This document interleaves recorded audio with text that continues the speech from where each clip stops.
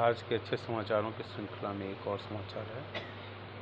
RBI moves 100 ton of its gold from UK central bank to India vaults. ये एक बहुत ही सुंदर समाचार है, जबकि 1991 में अगर मैं सही हूँ तो भारत का सोना गिरवी रखा गया और ये 100 टन जो है सोना वापस आ गया यूके से। तो इसका ये रिपोर्ट सिमिलर क्वांटिटी में भी शिफ्ट इन कमिंग मंथ्स, और यही नहीं, आगे आने वाले समय में ये सोना और भी सोना वापस आएगा।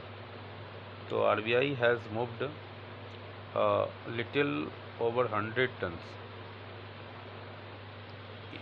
tons of gold from UK to its vaults in the country, marking marking the first time at least since early 1991, when previous metal at this scale has been added to stock held locally. A similar quantity of gold may be headed into the country again in the coming months, with the official sources telling Times of India that a transfer to locations within the country was for logical reasons as also for diversified storage. According to the latest data, at the end of the March, RBI had 822.1 tons of gold, of which 413.8 tons was overseas. It is among central banks that bought gold in recent years, within 27.5 tons added during the last financial year.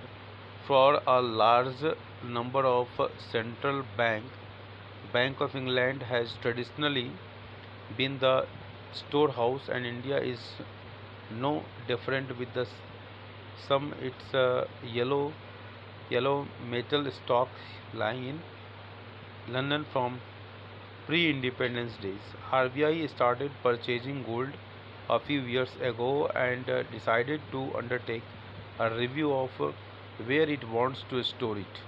So something that is done from time to time. Since stock was building up overseas, it was